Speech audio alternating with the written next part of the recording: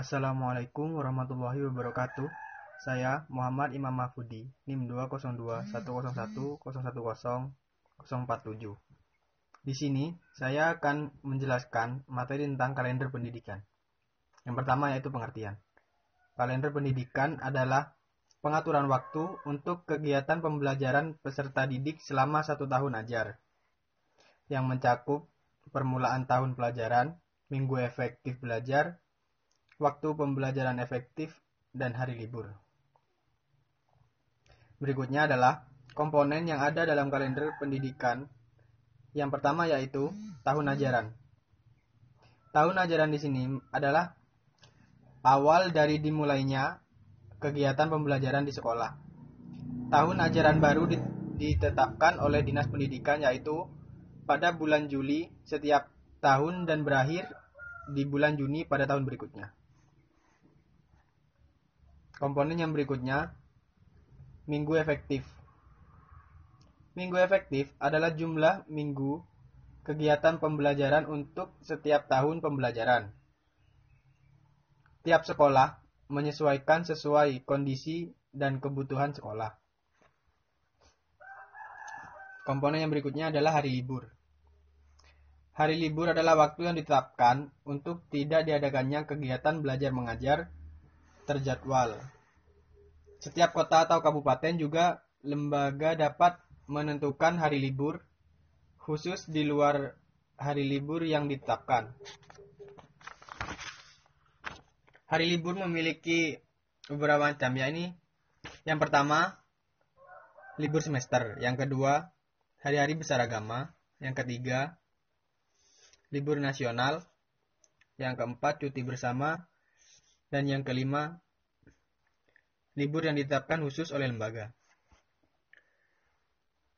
Kalender pendidikan memiliki beberapa fungsi, yang dimana sebagai berikut. Yang pertama, mendorong efektivitas dan efisiensi proses pembelajaran di sekolah. Yang kedua, menyerasikan ketentuan mengenai hari efektif dan hari libur sekolah.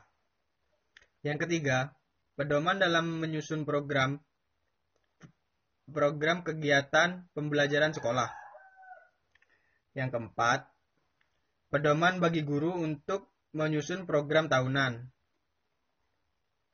Sekian dari saya. Wassalamualaikum warahmatullahi wabarakatuh. Assalamualaikum warahmatullahi wabarakatuh. Perkenalkan, nama saya Muhammad Fauzan Rusdi. Di sini saya akan menjelaskan mengenai rincian pekan efektif. Dalam materi ini saya akan menjelaskan mengenai pengertian, manfaat, format serta perhitungannya. Yang pertama itu tentang pengertiannya. Rincian pekan efektif merupakan hitungan hari-hari efektif yang ada pada tahun pelajaran berlangsung. Dalam rincian pekan efektif terdapat dua istilah, yaitu pekan efektif dan pekan tidak efektif. Pada pekan efektif yang dihitung adalah hari-hari dalam minggu atau pekan kalender pendidikan yang dapat digunakan kegiatan pembelajaran. Sedangkan pekan tidak efektif adalah kebalikannya, adalah jumlah hari-hari dalam minggu atau pekan kalender pendidikan yang tidak dapat digunakan untuk kegiatan pembelajaran. Pekan efektif perlu disusun oleh guru sebagai pedoman waktu dalam merencanakan pembelajaran selama 1 semester pada tahun pelajaran tertentu. Dan dalam rincian pekan efektif meliputi jumlah minggu atau pekan dalam kegiatan pembelajaran disesuaikan dengan ketentuan dari kalender pendidikan. Pekan efektif atau minggu efektif di setiap semester selalu berubah-ubah sesuai kalender tahun ajarannya. Untuk selanjutnya yaitu manfaat dari penyusunan rincian pekan efektif adalah yang pertama, pedoman guru untuk distribusi alokasi waktu dalam penyusunan program tahunan atau prota dan program semester atau promes. Data yang didapat dari perhitungan pekan efektif dimaksudkan pada penyusunan keduanya. Lalu yang kedua, untuk menentukan hari-hari yang tidak efektif dalam satu pekan agar bisa memaksimalkan hari-hari efektif untuk proses pembelajarannya. Dan yang ketiga, untuk memudahkan guru menyusun standar kompetensi dan kompetensi dasar. Yang keempat, untuk membantu dan memudahkan guru dalam pembuatan RPP pada satu pekan. Dan yang terakhir, sebagai acuan dalam menyampaikan materi pembelajaran di kelas. Dan yang selanjutnya yaitu format serta perhitungan rincian pekan efektif. Pada bagian format, pada dasarnya terdapat 3 bagian, yaitu identitas mata pelajaran, perhitungan alokasi waktu, dan distribusi alokasi waktu. Untuk yang pertama, yaitu pada bagian identitas mata pelajaran, di dalamnya terdapat nama satuan pendidikannya, dan yang kedua, mata pelajaran yang diampu oleh guru yang bersangkutan, yang ketiga, kelas atau program, dan yang keempat, semester, bisa genap dan ganjil, dan yang terakhir adalah tahun pelajaran. Lalu selanjutnya, perhitungan alokasi waktu. Di dalamnya mencakup jumlah bulan dalam tiap semester. Di dalam jumlah bulan dalam tiap semester terdapat 6 bulan. Dan untuk selanjutnya yaitu mengenai perhitungan alokasi waktu. Di dalam perhitungan ini terdapat beberapa hal yang harus diperhatikan. Yang pertama, jumlah bulan dalam tiap semester. Dalam hal ini yaitu jumlahnya selalu sama, yaitu 6 bulan tiap semester. Semester ganjil dimulai pada bulan Juli sampai dengan Desember, sedangkan semester genap dari bulan Januari sampai bulan Juni. Yang kedua adalah jumlah minggu dalam setiap bulan. Dalam setiap pekan dalam tiap bulan disesuaikan dengan kalender dari yang dikeluarkan oleh pemerintah. Misalnya pada tahun 2021 bulan Januari terdapat 4 minggu, bulan Februari 2021 terdiri dari 5 minggu, dan seterusnya. Yang ketiga adalah jumlah minggu dalam tiap semester. Jumlah minggu dalam tiap semester ditentukan oleh total seluruh minggu tiap bulan pada satu semester. Yang keempat yaitu jumlah minggu tidak efektif dalam tiap semester. Jumlah minggu yang tidak efektif dihitung dengan memperhatikan beberapa kegiatan yang sesuai dan ditetapkan dalam kalender pendidikan. Misalnya yaitu libur awal semester, libur ujian nasional, libur puasa, libur awal puasa, libur Idul Fitri, dan libur-libur lainnya. Yang kelima, jumlah minggu efektif dalam tiap semester. Jumlah minggu efektif ini bisa dihitung dengan menggunakan rumus jumlah minggu efektif sama dengan jumlah minggu per semester dikurangi jumlah minggu tidak efektif. Lalu, yang keenam, jam pelajaran tiap minggu. Jam pelajaran tiap minggu sudah diatur dalam kurikulum yang berlaku saat ini. Misalnya, jam pelajaran mata pelajaran PAI. Untuk kelas 7 SMP misalnya, itu ditetapkan sebanyak 4 jam pelajaran. Dan mata pelajaran lainnya menyesuaikan. Lalu yang ke-7 adalah jumlah jam pelajaran efektif. Jumlah jam pelajaran efektif juga bisa dihitung dengan menggunakan rumus jam pelajaran efektif sama dengan jumlah minggu efektif dikalikan jumlah jam pelajaran per minggu. Dan yang terakhir yaitu mengenai distribusi alokasi waktu. Di dalamnya memuat rencana pembagian waktu dalam pembelajaran tiap kompetensi dasar yang akan disusun dalam RPP. Misalnya, jika suatu materi terdapat beberapa kompetensi dasar, maka guru harus menyesuaikan dengan kuota jam pelajarannya. Apakah bisa diupayakan selesai dalam sekali pertemuan atau 2 kali pertemuan dalam 1 minggu, maka itu harus benar-benar diperhitungkan. Cukup sekian presentasi dari saya, kurang lebihnya mohon maaf. Wassalamualaikum warahmatullahi wabarakatuh. Assalamualaikum warahmatullahi wabarakatuh. Perkenalkan, nama saya Firdatina Fikoh, NIM 202121010814. Di sini saya akan menunjukkan presentasi dari presentator sebelumnya. Di sini saya akan mempresentasikan materi mengenai silabus. Jadi, silabus secara bahasa di sini berasal dari bahasa Latin, yakni silabus, yang berarti daftar, tulisan, ikhtisar, ringkasan, atau isi buku.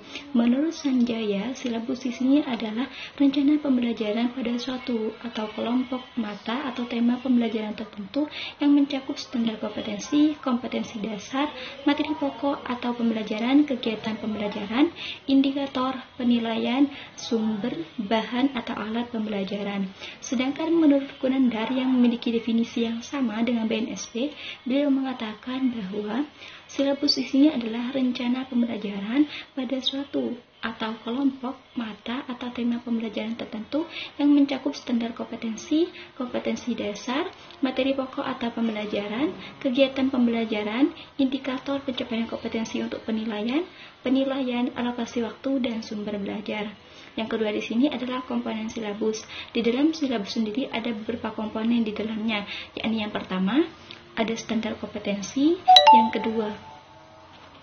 kedua ada kompetensi dasar, yang ketiga indikator, yang keempat materi pokok atau pembelajaran, yang kelima kegiatan pembelajaran, yang keenam penilaian, yang ketujuh alokasi waktu, dan yang kedelapan ada sumber belajar. Kemudian adapun manfaat dari silabus di sini adalah yang pertama, sebagai pengaturan kegiatan pembelajaran dan mengembangkan sistem penilaian. Yang kedua, sumber utama dalam penyusunan rencana pembelajaran berkaitan dengan standar kompetensi atau kompetensi dasar. Yang ketiga, sebagai pedoman untuk merencanakan pengelolaan kegiatan pembelajaran lebih lanjut, yaitu dalam penyusunan RPP, pengelolaan kegiatan pembelajaran, penyediaan sumber belajar, dan pengembangan sistem penilaian. Yang keempat, sebagai ukuran dalam melakukan penelitian keberhasilan suatu program pembelajaran. Yang kelima, dokumentasi tertulis sebagai akuntabilitas suatu program pembelajaran. Adapun fungsi silabus di sini adalah yang pertama, memberikan informasi tentang rencana pelaksanaan pembelajaran dan penilaian secara sistematis sehingga memudahkan guru dalam pelaksanaan pembelajaran. Yang kedua, guru dapat melihat, mengamati, dan menganalisis, dan juga dapat memprediksi proses pembelajaran sehingga menjadi sebuah kerangka kerja yang terencana. Yang ketiga, suatu pedoman dalam pengembangan pembelajaran sehingga menjadi dasar dalam pembuatan rencana pengelolaan pembelajaran. Yang keempat, sebagai sumber pokok dalam upaya penyusunan rencana pembelajaran sehingga rencana pembelajaran tersebut dapat tersusun sesuai prosedur. Dan yang kelima adalah alat aktualisasi kurikulum secara profesional pada satuan tingkat pendidikan tertentu sehingga dapat memudahkan guru dalam melakukan tugas pembelajaran. Adapun langkah-langkah dalam pengembangan silabus ini sendiri, yang pertama adalah mengkaji standar kompetensi dan kompetensi dasar. Yang kedua, mengidentifikasi materi pokok atau pembelajaran. Yang ketiga, mengembangkan kegiatan pembelajaran. Yang keempat, merumuskan indikator pencapaian kompetensi. Yang kelima, penentuan jenis penilaian. Yang keenam, menentukan alokasi waktu. Dan yang ketujuh, menentukan sumber belajar. Mungkin cukup sekian presentasi dari saya, kurang lebihnya saya mohon maaf. Assalamualaikum warahmatullahi wabarakatuh. RPP adalah singkatan dari Rencana Pelaksanaan Pembelajaran. Dalam Pedoman Umum Pembelajaran Kurikulum 13 disebutkan bahwa rencana pelaksanaan pembelajaran ini adalah rencana pembelajaran yang dikembangkan secara rinci dari suatu materi atau tema tertentu yang mengacu pada silabus. Pengembangan rencana pelaksanaan pembelajaran ini menuntut pemikiran, pengambilan keputusan, dan pertimbangan guru, serta memerlukan usaha intelektual, pengetahuan teoretik, pengalaman yang ditunjang oleh sejumlah aktivitas seperti meramalkan, mempertimbangkan, menata, dan memvisualisasikan. Pengembangan RPP berdasarkan kurikulum 2013 dapat dilakukan oleh guru secara mandiri atau berkelompok di sekolah atau di madrasah yang dikoordinasi, difasilitasi, dan disupervisi oleh kepala sekolah atau madrasah. Pengembangan RPP juga dapat dilakukan oleh guru secara berkelompok antar sekolah atau antar wilayah yang dikoordinasi, difasilitasi, dan disupervisi oleh Dinas Pendidikan atau kantor Kementerian Agama setempat. Pengembangan RPP yang dilakukan oleh guru atau secara bersama-sama melalui musyawarah guru mata pelajaran biasa disebut dengan GMP di dalam suatu sekolah tertentu akan difasilitasi dan disupervisi oleh kepala sekolah atau guru senior yang ditunjuk oleh kepala sekolah tersebut.